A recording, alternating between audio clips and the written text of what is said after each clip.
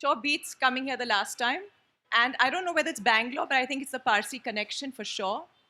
So I have this Parsi assistant, Zenobia, or Miss Zenobia as we call her. Yes.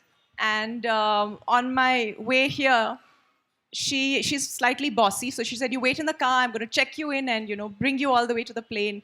So I said, "Fine," and I followed her through. I sat in the plane, and then a gentleman comes up to me and says, "You're sitting in my seat."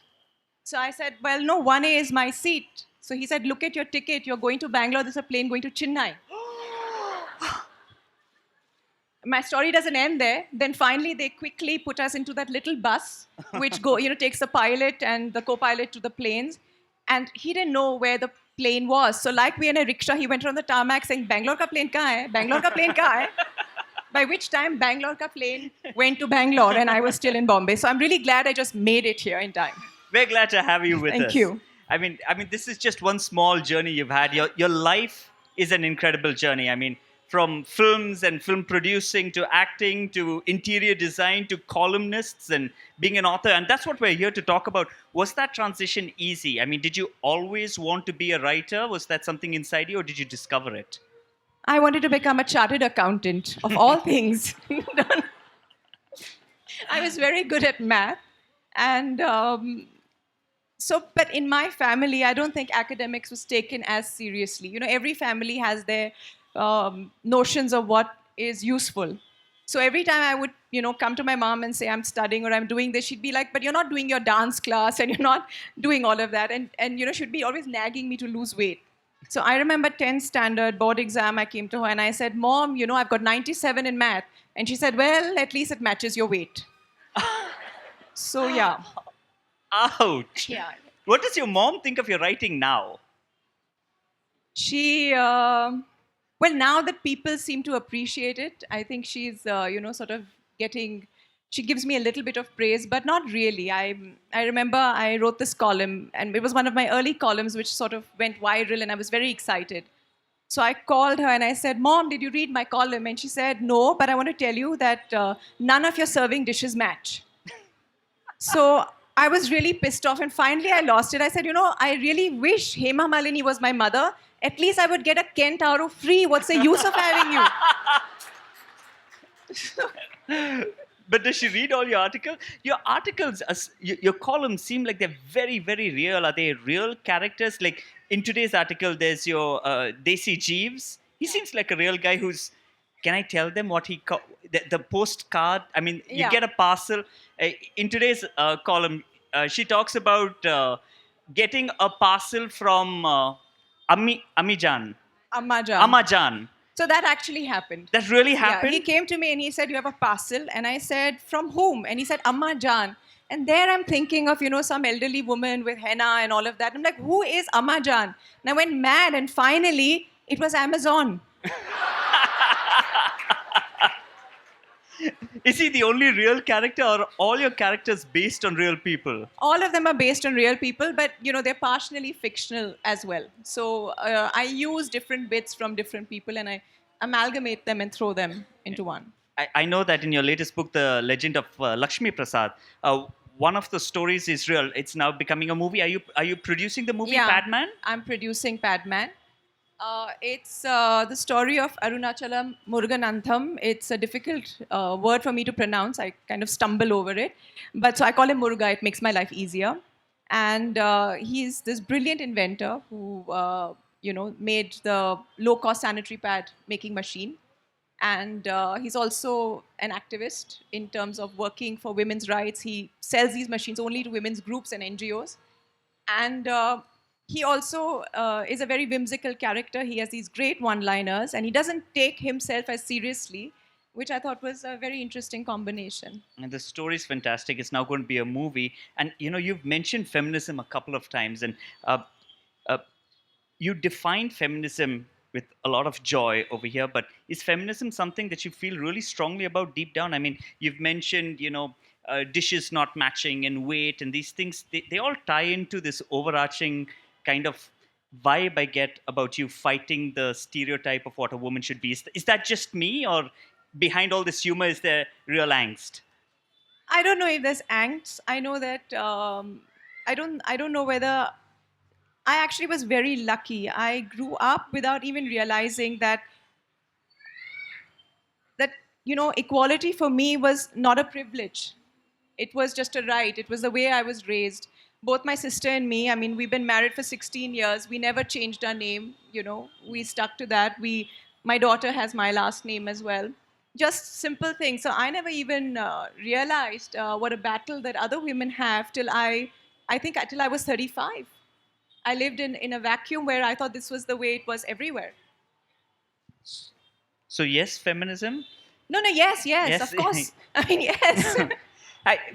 Which is interesting because I know that in 2015 and 2016 you were the highest selling Indian female writer. Yeah. Yeah, is that difficult being a female writer in the Indian context? So I'm really glad when I won this prize. What really made me happy was I beat 5 very popular men.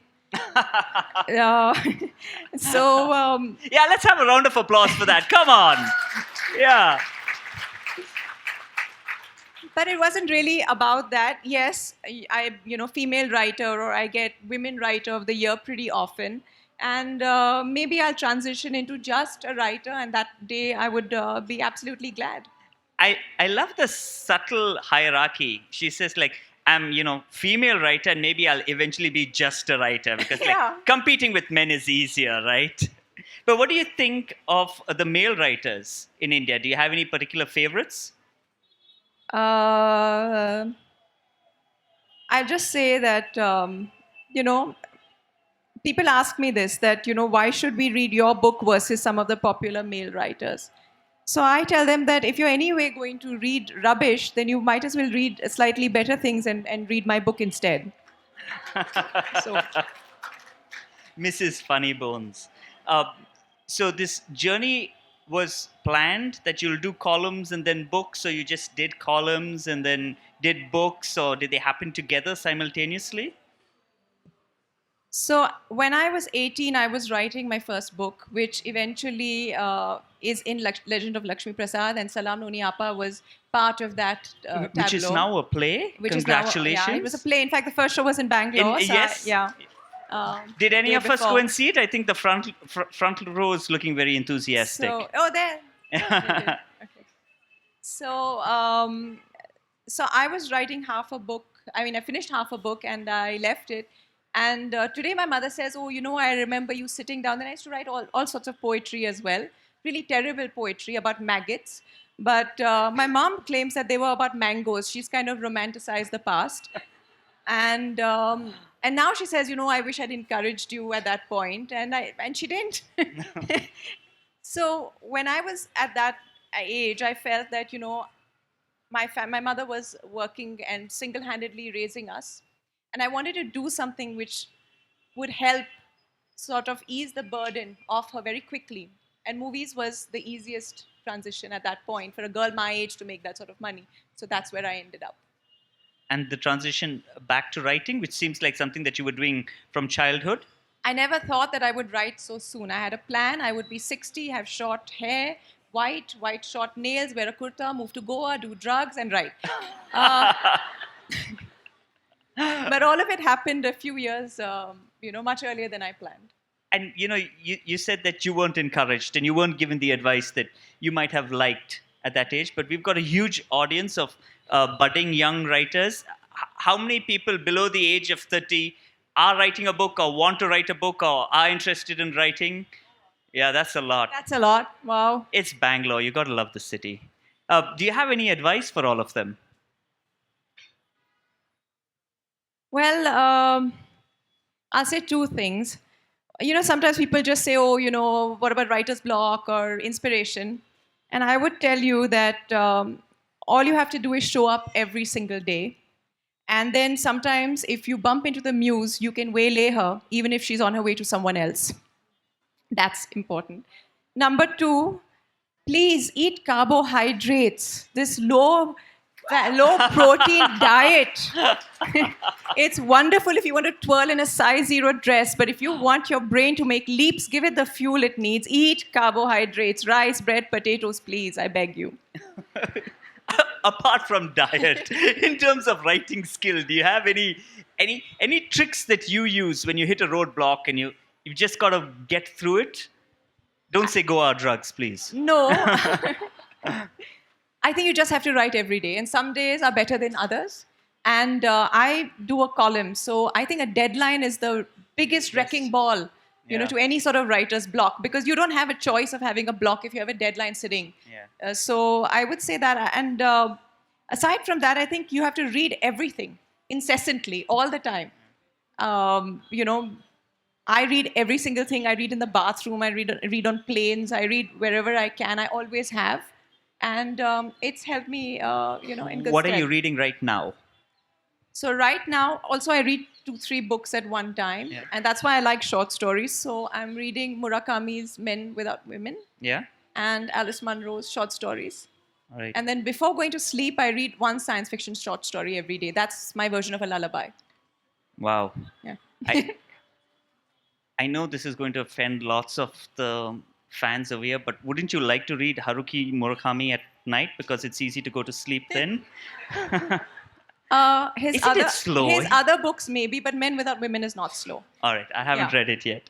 Okay, since we're talking about writing, and I know just before this, you said that writing is a solitary pursuit. Right? It's Yes. something you do alone, and you spoke about having to deal with the family life. But how difficult is it to carve out time to pursue something that, for most people, doesn't come on schedule? Right? If I want to schedule a workout, I can say every day at 6 a.m. But if I want to write a book, it's tough to say every day at 6 a.m. Get creative. No, you have to actually set a schedule and sit there. And so I'm lucky. My kids leave for school by 7. By 7:30, I'm at my desk. The house is quiet, and I can do what I want. And then sometimes when I'm running against a deadline and I have to work while everybody's there, I put on headphones and I put on.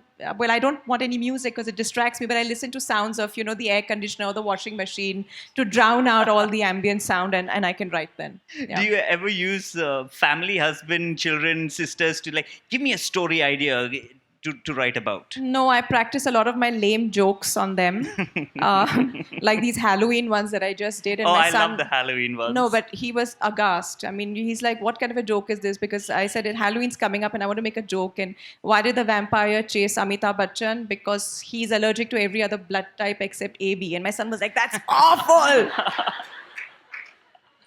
No, we love it. We love it. Okay, let's move a little beyond. I mean, I know that your opinion and awareness extends beyond just writing. And one of the things you like talking about is the state of life. Yeah, where you are, what is your view on the country right now? I know you like talking about the state of the nation. Come on. Rajdeep Sardesai was with us in the morning, and he's not here, so it's on you now. I'm going to be slightly diplomatic. Oh no, no. Wait for it. No. I would like to say that I think it's time Asian Paints introduces the color of the season. Blazing saffron, because orange is the new brown. Oh! Wow. That's diplomatic. Not really, no. We've had 2 ambassadors at the Bangalore Literature Festival. They will vouch for that not being diplomatic. We're going to get to questions from the audience in just... You know what? Let's start right away. Do we have some of the volunteers with mics? Okay, until the volunteers get to mics. Very good afternoon, madam. Do you have any plans to write autobiography on your father? Yeah, thank you. No, I don't. Though it'd be a wonderful story, but I've always hidden behind humor, and I think that would be too close to home for me. So yeah, I don't think I will. Go on, why don't you shout it out? I'll repeat it.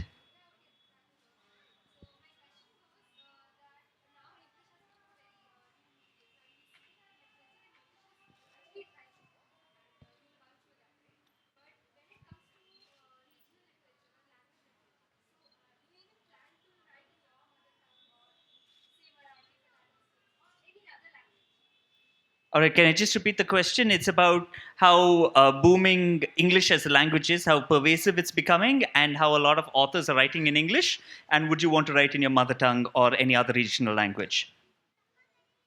I think I grew up speaking English, and so I'm not really sure if I would be as good at Hindi, though I would love to be. But I think if I was really good at Hindi, I would have done better in Bollywood. Really. All right, any more questions? There are going to be lots of questions, yeah. So we have a mic at the back. Could you introduce yourself, ma'am, and give us your question? Hello, can you hear me? Yes. Hi, Twinkle. My name is Usha. Hi. It was very interesting to hear all your humorous snippets. And I was very surprised when you say that you love math. Because math is more of a left brain kind of thinking, right? Whereas creativity, writing is more of right brain. So now that you're a columnist, you write books, how do you see? Do you see the left brain conflicting with your right brain? So I'll try and answer that to the best of my ability. If you believe in Ayurveda, we are divided Vata, Pitta, Kapha. People who are Vata generally they I think in pictures, and people who are Pitta think with words. I am exactly half Vata and Pitta, according to some Ayurvedic doctor who held my pulse and then checked my navel and all sorts of strange things. So I think for me, I've always been able to think in pictures and words together. So I don't think it was so much of a conflict. As far as numbers go, if you see my columns, you'll always see a lot of math in it. There'll be percentages, there'll be timestamps. I'll always have, like, even if I gave you a speech, I gave you how many creatures that I'm looking after 3, 4, 7, 2. So, yeah, I think that is still a strong part of me. Yeah. Yeah, please stand up. Hey, hi Twinkle, this is Aditi. Since you write a lot about the social issues through your columns, and we know that Bollywood has had a sort of an influence, whether we like it or not, on not just the cultural trends, but the perception we form about the social issues, about the opinions. Do you think it's high time that Bollywood fraternity as such should step up and take that responsibility in terms of the movies you do, the endorsements, that they give the correct message? So I think what you're asking a collective mass of people whether they all agree to do one thing. I don't think that is possible. I think different people will have different opinions. Some people will want to step up and some won't. It's an individual choice. So I don't think you can classify a whole industry and say that they should all do that because they might not agree. But I think movies are changing. At least the movies that I'm part of now are slightly different. We're trying to make a difference. But it's an individual choice. Yeah, I think to look at that question further, obviously you can't say all Bollywood step up. It's not a single entity, but you've made substantially clear decisions on what kind of movies you're supporting, what kinds, like the one you're doing now with R. Balke, which is about Padman. Do you see anyone else supporting that kind of saying that, like, I think there are lots of people. Yeah. And I think a lot of good movies are being made. Movies which are, a lot of Raju Hirani movies are also Yeah. speaking up about social issues. And so I don't think that there is, it's changing gradually, but it's changing. All And right. also, I want to say movies reflect what's happening in society. So if we as a society change, movies will also change along with that. Yeah. Hello. So, in your life, you face through so many problems, issues, and everything. So, when you have a conflict and you need to juggle with many jobs, how does your husband help you? Well, sometimes I'll just scream and say, "Can you just watch this kid right now? I'm on the phone." Aside from that, I think what is really good, in fact, I don't know about help and, but I think that we both manage to be individual identities. We do not, our political views definitely don't match. Our social views don't match. A lot of things don't match. The only thing we have in common is that we choose to be together, and instead of pulling each other down for the differences, we try and learn from each other and grow. So I think that is the biggest aid in my relationship. Yeah. it helps being married to the most beautiful person in the other gender. I know that you're very proud of how attractive your husband is, and he's very happy to say, that in interviews multiple times that you are the decision maker of the house. That all his So career. what are you trying to say? He's the beauty and I'm the what? I mean, would never dude. dare today. I would never dare. But he's constantly talking about how you make all the decisions for the family and his career. And he says that whatever she says, I will agree No, to. it's not true. These are just words. It's not true. No, sorry. Okay, other questions. Go on. Hi, Twinkle. My name is Vibhuti. So my question is, when somebody starts writing, when you don't write, something official, or you are not, at job for writing, and you don't have a much, audience. So how do you validate that you are a good writer, or are you improving with your subsequent writings? How do you make, ensure yourself whether you are a good writer or will you be a good writer in future or not? You'll never know. I'm sitting here. I've won a prize. I don't know. So really. Go on. Yeah. Hello. Yeah. Hi, Twinkle. I'm Usha Rao. I would like to know, what do you enjoy more, your acting stint or your stint as a writer? I definitely do not miss or did not enjoy my acting stint. I was, not very good at it actually. So I think I'm a shy person, and this whole spot in the spotlight business gives me a heat stroke. I'm really happy sitting in my cave writing on my walls. Okay. No, Yeah. but you were successful as an actor. You may not have enjoyed it, but I don't think I was successful either. no, we think No, so. I We the wasn't. viewers, I mean, we the No, but I audience. don't think so. All right. Thank you.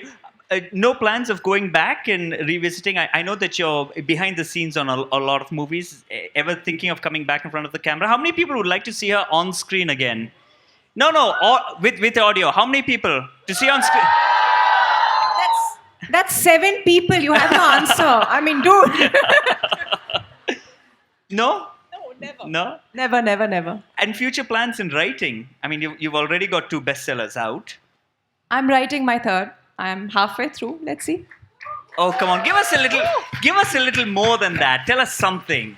No, because you never know what it's going to turn out to be. It can, it's a novel, but it can become a short story. You never know till you finish. Yeah. All right. Okay. Yeah? Hello, Twinkle. My name is Anirudh. I have 2 questions for you. One, I am more interested in crime novels and I enjoy suspense and crime thrillers. So, is the thought process different than writing a humor genre or a crime novel genre? Is it different, or you need? I've never written a crime novel. I wouldn't know. So really, I can't help you with that. What's Okay, your and- second question then? But yeah, I would tell you that maybe a literary novel or a different sort of, in a crime novel, you'd have to first plot it out and then fill in the gaps. With another sort of novel, you can just write without having a plot in place. My I other think. question is, as we're talking about feminism, there was this Airtel ad recently which showed wherein a wife is the boss of a husband. The husband has to work late, so the wife goes home and cooks food for the husband, and they had a lot of problem with that ad. I don't know, they had a lot of problem with that ad. So I wanted your perspective on what was wrong with that ad. I haven't seen it. I'm sorry. I really Okay. haven't. Let's try and keep the questions about writing and the books that Twinkle has written. I think we've got a lot of questions in front as well. If you can bring the mics in front. All right, please go for it, sir. Hello, Twinkle. Will literature ever find a place a cinema does? Because when a film festival happens, it runs for a week. Literature. When film festival happens, it runs for a week. Whereas literature, it's just 2 days. Will literature ever find a place in India as cinema does? It depends. Will people read more than they watch movies? It's up to you guys. Wow. Yes, ma'am. Hey, Twinkle. I'm also from Bombay. And what question I have may be a little controversial.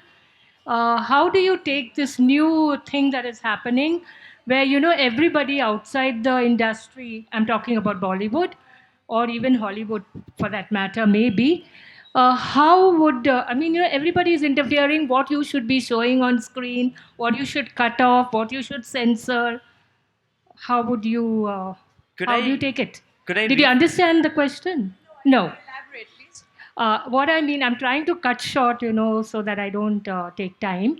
What I'm saying is, everybody is like telling you what films can be shown on TV or on, I mean, what films can be. Are you talking about censorship? No, not censorship. The people outside the censorship, like people like outside the But now industry. everyone has an opinion, everyone has a Yeah. voice, Yeah. and it's really lucky that we can choose to be deaf as and when we please.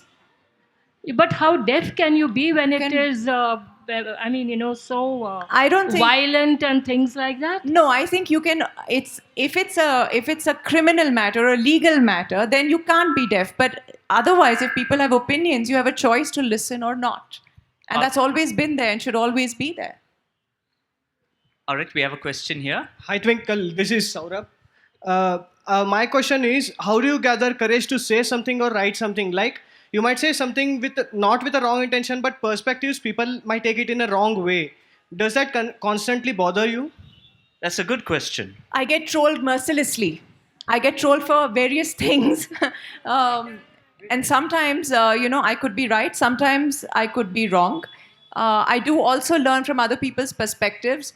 But 90% of the time, I'm trolled by people who can't even spell my name. They spell it like the good old comic Tinkle. So I really don't care what you say.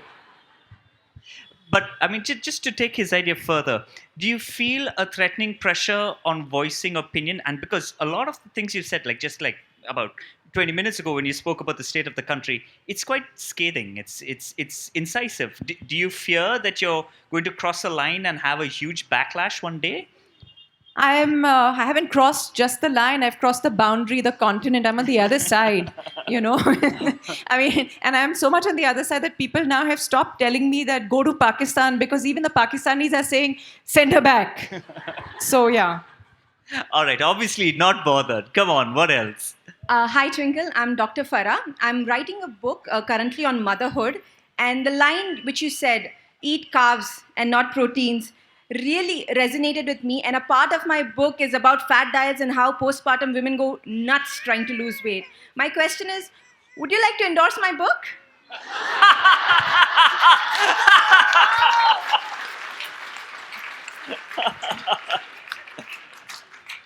I think that since you've used presence of mind, yes, I would. Wow! Just to take her conversation further about motherhood, I mean, we haven't even touched upon that. Do you have, since she's obviously a new mom and writing a book about motherhood, do you have advice for future moms, new moms, old moms? I have two children. One is 15 and one is 5. So I'm at various stages of motherhood and I have to deal with very, very different things. The only thing I would tell you is for your career, you need to have children later in life. But for your body, you need to have it early. I'm not talking about your figure, but you really, as an older mother, I'm one of the oldest mothers in my younger one's class. You do feel like you're sort of kicked from inside, and it takes a while to recover. The other thing is, maybe I'm just, I really don't like too many children except my own. So, so I can't really tell you much about being a mother. I just barely manage raising these two. Yeah. All right. Yeah. Hello. Hi, Twinkle. This is Ria. I'm sorry, I came in mid-session, so I don't know if this question has been asked to you before. But in the beginning of your career as an author, did you ever have this realization or the feeling that you are not being taken seriously because of the glamour world that you come from and the entire film history that you're associated with? And does it still happen at all? No, I wasn't worried about that. I was just worried that people thought that I come from Bollywood. My name is Twinkle. I obviously can't spell. So there's somebody else who's writing for me. It's been 5 years. They can't find anybody who's been writing for me. And I want to tell them, yes, I do have a ghost writer. I sit there, I get possessed by a spirit, and then I write. And there it is. So, yeah. But do you feel the background, your journey before writing, helped, hindered, or was of no effect or consequence to your journey as a writer? Because most writers carry that previous journey forward with them. I think it would be really ungrateful if I said that the past has hindered me, because I feel that a lot of people perhaps read my work in the beginning out of curiosity, and that helped propel me further. So I'm grateful to that. And as far as the hindrance, I think it was a minor hindrance, and I probably have crossed that by now. So honest. All right. We have time for like maybe 2 or 3 more questions, but go on. Hi, Twinkle. So, in typical Mrs. Funnybones style, your definition of life or living life? It's very short, and you're going to die. So, do the best you can right now. Yeah. Hi, I'm Nikita. I'm a chartered accountant. So I'm glad you didn't become one, because otherwise you wouldn't have been sitting here probably. So I just want to know, like, I don't get time from my busy schedule to write anything. So can you tell me what should I do or how should I go about it? Because I really want to write. I really don't know, because you said you Are you saying that your schedule as a chartered accountant is busier than her being a mom of 2 it kids? It could be.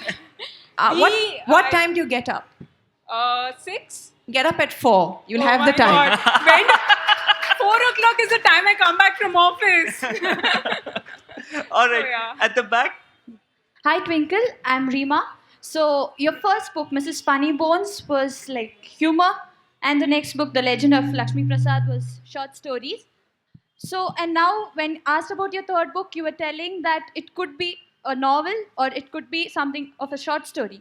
So, how do you decide? How's the writing process different for this?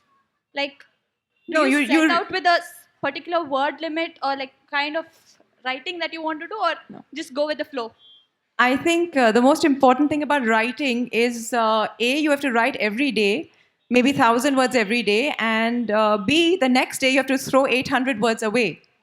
So it's not about sticking to a word limit. It's about what you have and whether it's good enough, and how much whether it holds a novel's interest, or whether it's just good enough for a short story, basically. So I don't think you can sit and plan it beforehand. People who do that, I mean, hats off to them. I can't. I mean, since you mentioned Haruki Murakami before this, and I like the question, Haruki Murakami and not Kazuo Ishiguro.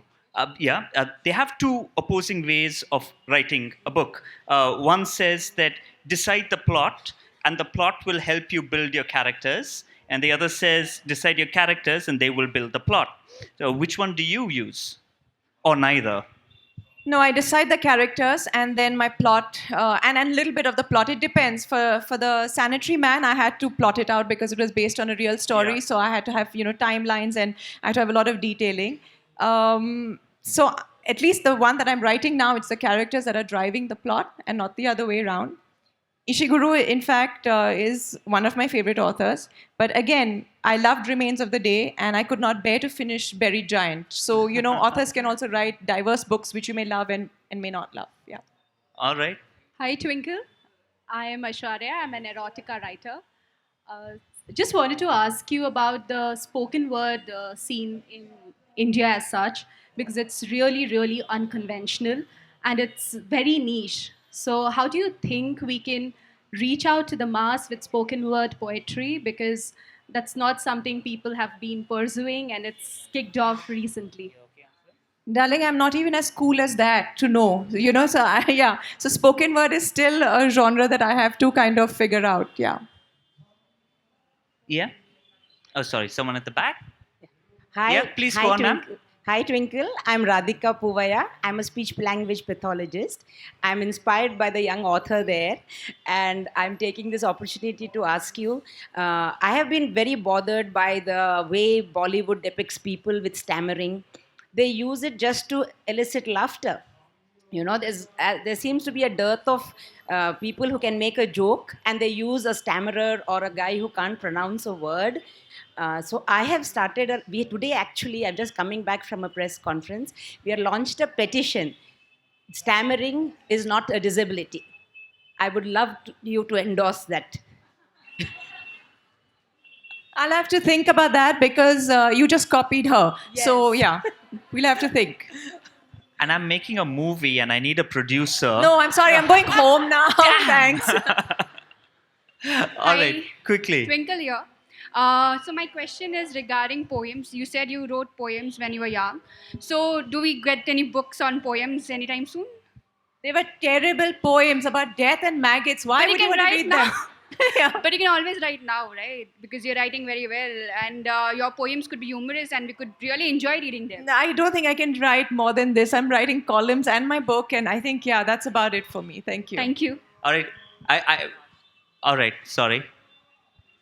Hey Twinkle, you're such an excellent writer. So are we expecting a movie script from you? No, I think I'm happy writing what I'm writing. I didn't plan to reach here. I've said this very often. Life is but a play of chance in the game of choice. So if it happens, it happens. But I haven't planned that. Thanks. All right. We'll take one last question. Yeah, ma'am, if you can just stand up and scream it out. I don't know whether, so, my grandfather, I think, was Gujarati. And though people may not believe it looking at the current BJP regime, Gujaratis actually have a good sense of humor. So I think I inherited that from him. And he was a prankster. My aunts were like that. So I think it's something that we just did as a family. All right. Go on, sir. Yeah, sorry. I just want you to change the poem. Twinkle, twinkle, little star. Please change it. It's simple now. Change that poem. Oh, change. Okay. Twinkle, twinkle, little star, can I hit you with my car? Okay? Ladies and gentlemen, the incredibly talented and witty Twinkle Khanna, please. That was fantastic.